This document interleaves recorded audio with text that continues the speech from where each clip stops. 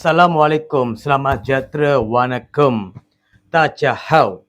Saya Muhammad Suman Sibam kembali lagi hari ini dalam isu IMM 13 iaitu pelarian bangsa Moro daripada Filipin. Ini sebuah video untuk menasihat iaitu abang saya, saudara saya Muhammad Rizwan Alim.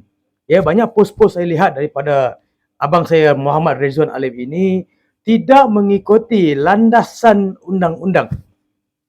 Banyak dia punya post ini maklumat-maklumat undang-undang yang diberi ini dalam bentuk ChatGPT ataupun maklumat bukan daripada Perlembagaan Persekutuan ataupun daripada Akta Immigration. Jadi bang, apa yang saya nak bagi nasihat supaya abang faham, sebab saya ada tengok satu petition bodoh yang abang buat, tak masuk akal langsung bang. Kalau abang tak suka dengan Justy Elisius, saya tak ada masalah dengan Justy Elisius, abang punya urusan lah. Tapi apa yang pendirian Justy Elisius dalam IMM 13 dan PTI itu adalah perkara betul yang berlandaskan undang-undang sebagai rakyat Malaysia. Abang kena faham abang nak ambil maklumat apa semua data IMM 13. IMM 13 itu adalah pelarian. Abang kena faham dalam rangka undang-undang di Sabah, otonominya dimiliki oleh Immigration Sabah, ia memaklumkan IMM 13 adalah kad sementara untuk pelarian bangsa Moro daripada Filipin. Dan abang kena lihat, Malaysia tiada mana-mana peruntukan khusus mengiktirafkan pelarian secara rasmi. Jelas di situ bang, jelas. Dan Malaysia tidak menandatangani Konvensyen Pelarian 1951. Malaysia tidak menandatangani. Bermakna mereka tidak diiktiraf di Malaysia. Mana-mana pelarian IMM 13 ke Rohingya ke, mereka hanya diiktiraf oleh UNHCR, iaitu daripada bangsa-bangsa bersatu. Mereka kalau ditangkap bang, pelarian stateless dianggap sebagai pendatang asing tanpa izin. Ini bukan saya kata tau bang, undang-undang yang kata, immigration yang kata begitu. Kalau kamu nak cakap nak keadilan, nak kemanusiaan, kamu pergilah berbincang dengan pengarah immigration. Undang-undang kata begini bang. Jadi rakyat Malaysia, sebagai rakyat Malaysia, saya rakyat Malaysia bang, si biru saya bukan sokong pelarian, saya bukan sokong stateless. Abang kena sedar, mereka ini datang sini menumpang, bukan datang untuk menetap selama-lamanya dan menuntut MyKas, menuntut identiti. Mereka boleh berambus ke negara asal. Dan kita kena lihat dari segi Perlembagaan Persekutuan. Perlembagaan Persekutuan bang, baca dan beli dan baca. Jangan ambil daripada ChatGPT, daripada Google, maklumat-maklumat yang tidak tepat dan tidak terperinci. Banyak maklumat abang salah. Kalau dibaca oleh pakar-pakar perlembagaan, pakar-pakar perundangan, mereka ketawa bang. Mereka ketawa besar. Sebab tiada dasar, tiada asas. Sekadar batuk di tepi tangga. Sekadar untuk menunjukkan abang ni pandai saja, tapi tiada isi.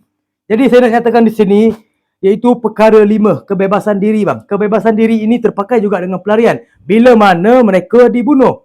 Bila mana mereka ditindas. Tapi masalah hari ini, pelarian di Malaysia tidak ditindas, tidak dibunuh. Tetapi apa yang terjadi hari ini, pelarian naik kepala, kurang hajar dengan rakyat tempatan dan menghina rakyat tempatan. Kena fahamlah benda ini bang. Dan dekat Malaysia ini kita ada Akta 597 iaitu Akta Asasi Manusia. Dan mereka ini terjaga daripada Akta Asasi Manusia. Kita tidak pernah menindas mana-mana bangsa pelarian di Malaysia. Tapi hari ini rakyat bersuara menyatakan pandangan mereka tidak mahu mana-mana pelarian. Itu atas dasar prinsip masalah sosial yang berlaku. Jadi di sini pun kita ada DPP bang. Dokumen penetapan pelarian.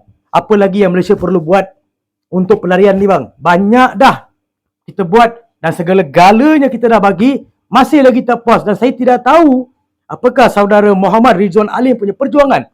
Dia nak pertahankan apa sebagai rakyat Malaysia? Takkan nak sebagai rakyat Malaysia kita nak pertahankan parti, nak pertahankan stateless, nak pertahankan pelarian. Sedangkan kita rakyat Malaysia diberikan rukun negara untuk mempertahankan kedaulatan undang-undang, keluhuran perlembagaan. Itu perkara asas sebagai rakyat Malaysia. Jati diri dekat negara ini kena kuat. Betul tak? Itu yang perlu kita nasihat, tegur.